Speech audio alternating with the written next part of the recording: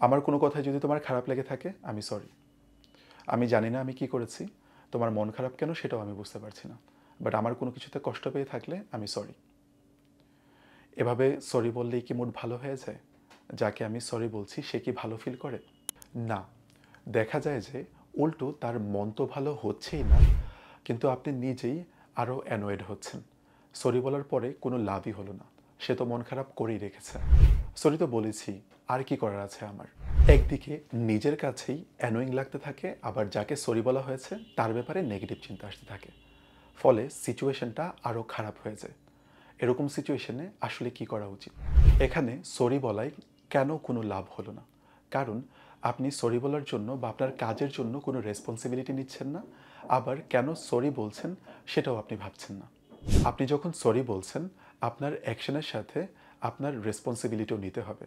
আপনার সামনের মানুষটাকে বোঝাতে হবে যে আপনি তার মন খারাপের কারণটাকে বোঝার চেষ্টা করছেন।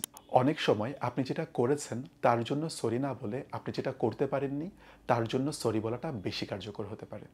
যেমন আপনি বলতে পারেন, আমার এই সময়ে আরেকটু এফোর্ট দেওয়া দরকার ছিল, বাট আমি দিতে পারিনি, এর জন্য আমি সরি। অথবা আপনার কোনো সিচুয়েশনে আরেকটু বেশি সাপোর্টিভ হওয়া দরকার ছিল, কিন্তু আপনি হতে পারেননি, তার জন্য আপনি সরি। এভাবে সরি বললে আপনার সামনের মানুষটা আপনাকে বেটার বুঝতে পারবে। তার কষ্ট লাগলেও আপনি যে আপনার অ্যাকশনের জন্য রেসপন্সিবিলিটি নিচ্ছেন এই বিষয়টাকে উনি অ্যাপ্রিসিয়েট করবেন।